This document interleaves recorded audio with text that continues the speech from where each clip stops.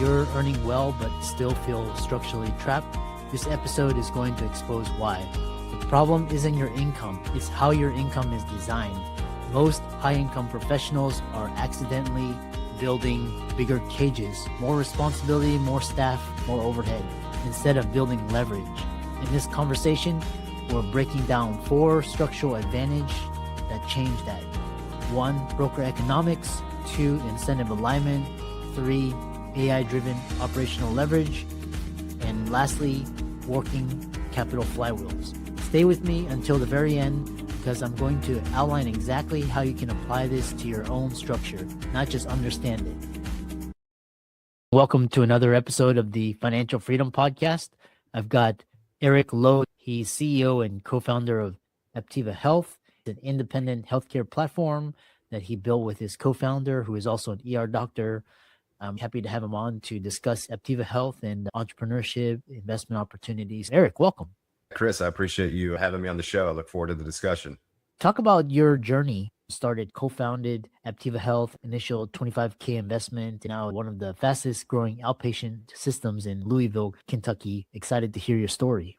I'm a outsider from the typical healthcare forum. I'm not medically trained. I didn't go into pre-med, and in fact had no idea 15 to 20 years ago I was going to be in healthcare, but here I am. That's part of why we've done things so differently from a standpoint of how we operate, treat people, how we shape our business. I can get into those details. It's been a little over 11 years in November for Dr. Hune, who's tells everybody to call him Tom. And I started TIVA Health along with my wife. We were a team of 3 from day one.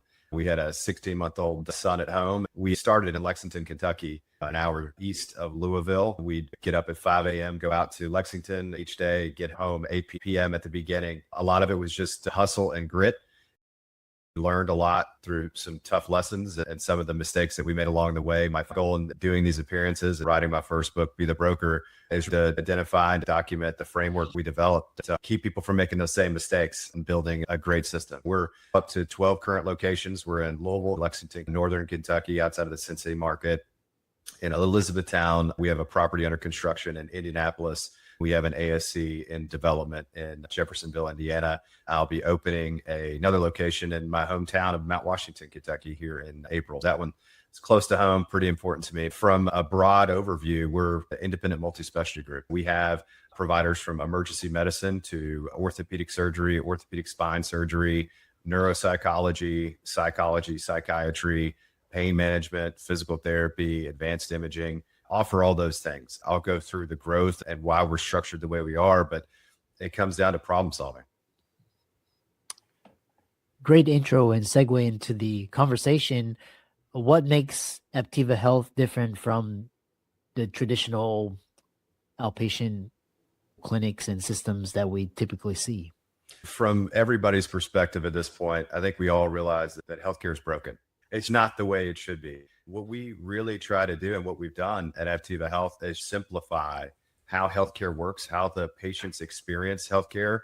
Instead of focusing on patient outcomes, we focus on the patient experience. It shouldn't be innovative. It shouldn't be groundbreaking, but we try to operate like a business where our patients are our customers. We know that their experience matters. They're the ones that tell other people how they experience healthcare. And what's happened post 2008, a lot of the healthcare systems and hospitals have cannibalized independent practices. When that happens, when hospitals control independent primary care and they're part of their system, the patient gets stuck in between those guardrails that those systems put up. Instead of the old days where Dr. Smith may know Dr. Jones down the road and know that he's the best knee guy in town, if you're part of the system's going to mandate, without it being written down, that you need to refer that patient within your own system, even though you may know Dr. Jones down the road does a really good job with knees and your patients have had a phenomenal experience. So what we set out to do and what we've done is maintain our independence.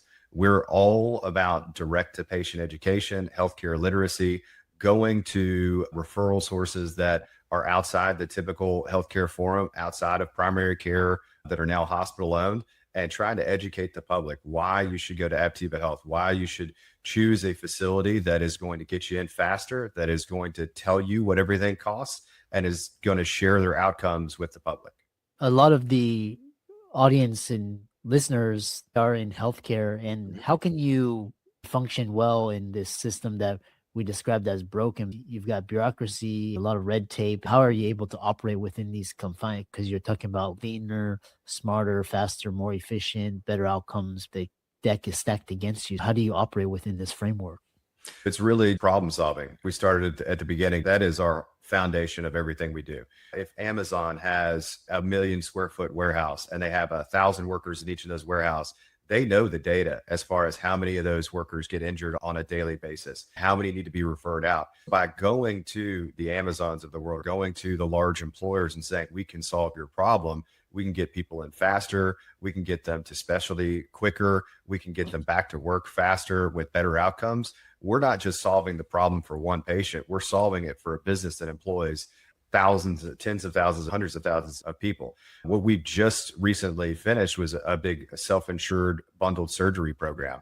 What we've done is go to some of the larger brokers that represent these self-insured employers and said, hey, instead of just having the employee go somewhere and be responsible for the $5,000 deductible that they have to pay out of pocket, how about we show you our outcomes? We show you how great our surgeons and our facilities are, then we negotiate a bundled rate with you. So if you pay us a facility, professional fee, anesthesia, implants, all those costs ahead of time, you can pass those savings on to your employee. Instead of them having to pay a copay, co-insurance, or deductible, they come to us for free. That shouldn't be groundbreaking. It's fair and transparent healthcare. Those are things that we're doing to align ourselves with helping people and doing it the right way and doing it transparently. You have this saying, be the broker, and why the best leaders build alignment instead of control. What does it actually mean to be a broker as a leader? How is that different from traditional leadership models? It's the mentality that wealth compounds fastest when you position yourself between value creators instead of being the only one. Instead of being an extractor of value, we're trying to be a connector of value.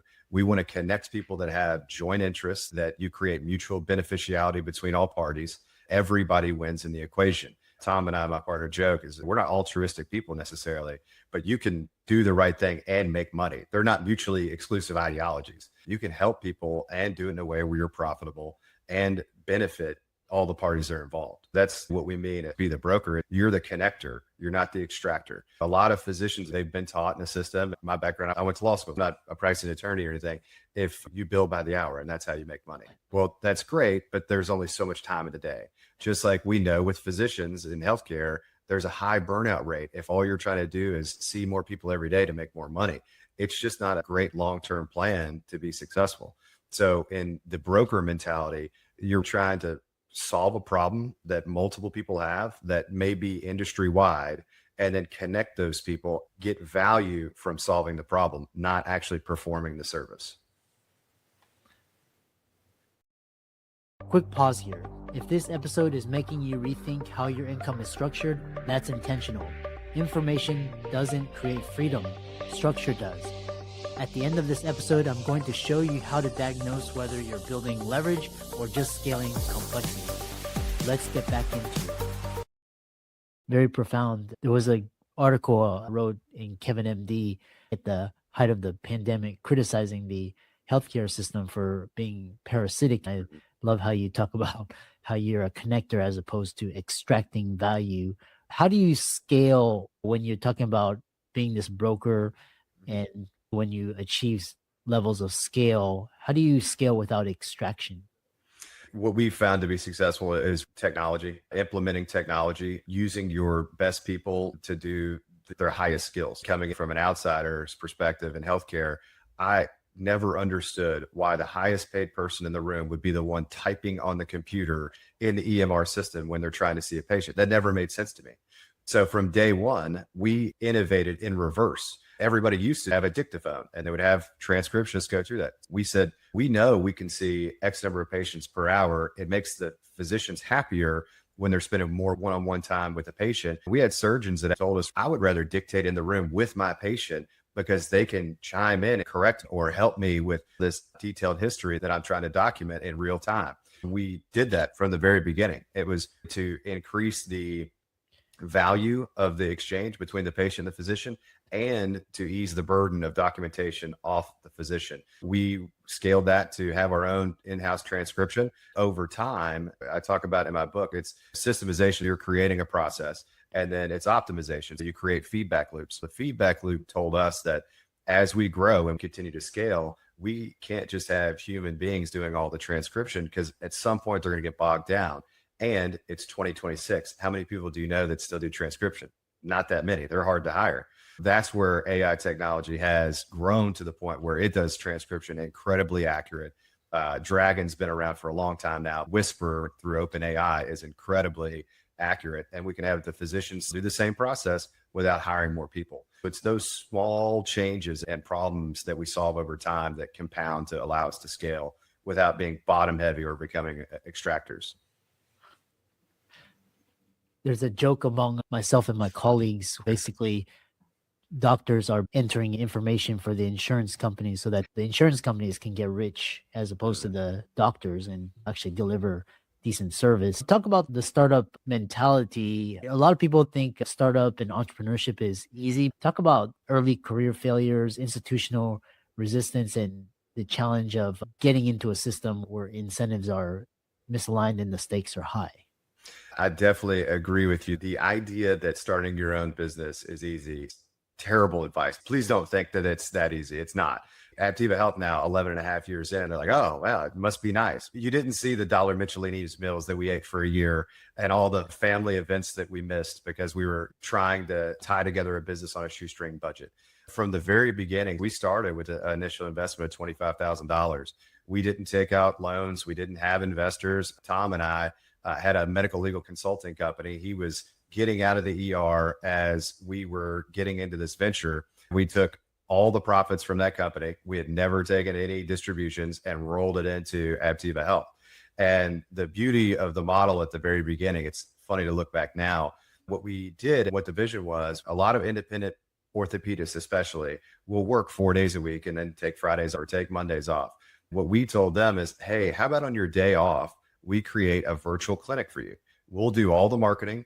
We'll have all the staff, we'll do all the billing, and we'll provide you guaranteed reimbursement. The catch was net 90.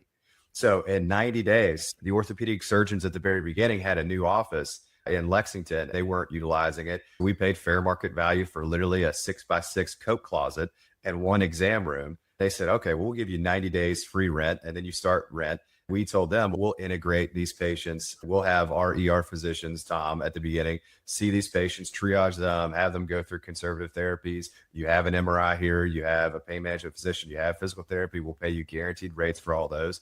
And then as they need surgical consultations, we'll integrate them into your schedule. You'll get paid guaranteed no matter what, whether we collect or not. Prior to that, I had started a revenue cycle management company and knew that in 90 days, I'm going to collect enough to be able to pay everybody and then create that snowball effect where the accounts receivable and the cash flow coming in would continue to build and build and build over time. For us, it was a great way to start a new business with incredibly low upfront costs because everybody's getting paid on net 90 terms. Unless they're rendering a service, they're not getting paid. But if they are rendering a service, they don't have to worry about pre-authorization or any of the other hassle of typical healthcare.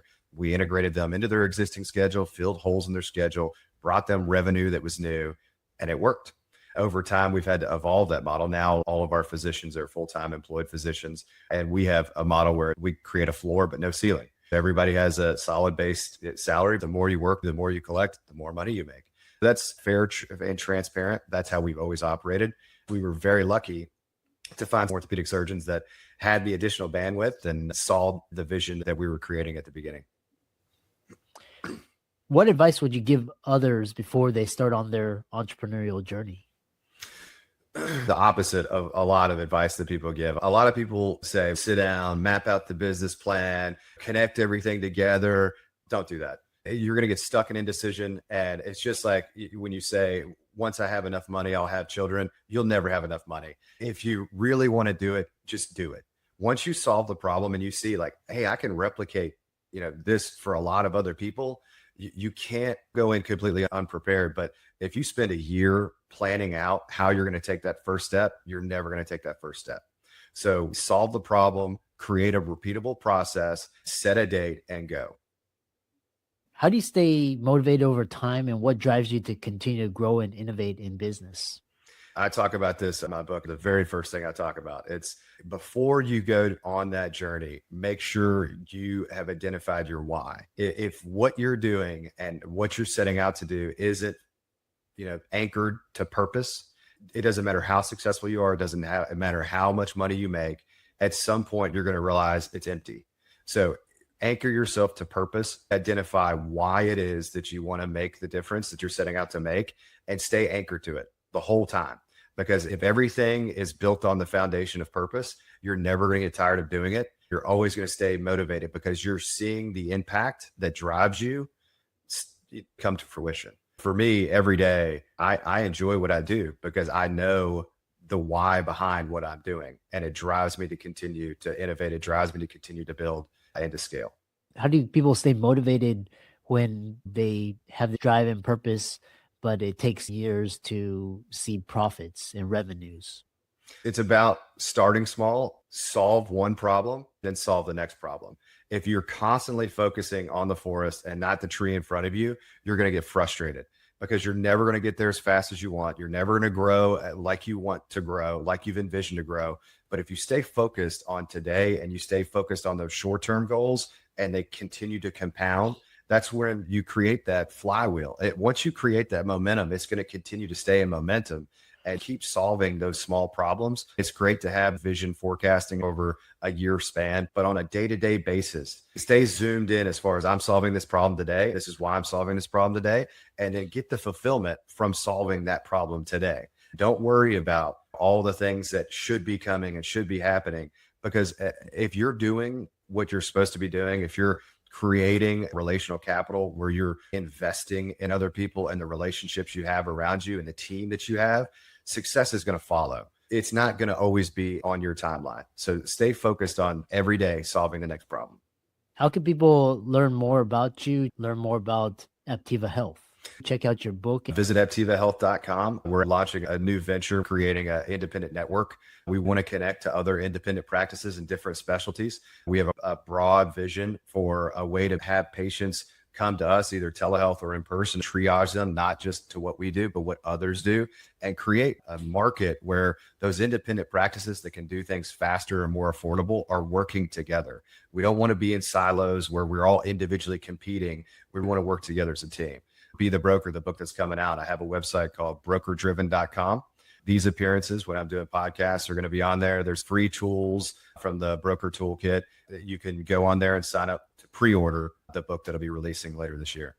Excellent. I love how you referenced artificial intelligence and telemedicine, which is fascinating. I enjoyed this conversation. Keep up the great work.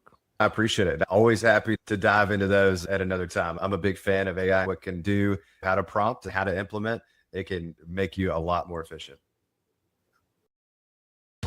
Let's zoom out. If you're a physician, founder, or high-income professional, and you feel like you're working harder every year, but not structurally freer, you're not alone.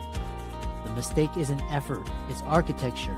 This show exists to help you convert expertise into scalable leverage, faster and with fewer expensive missteps.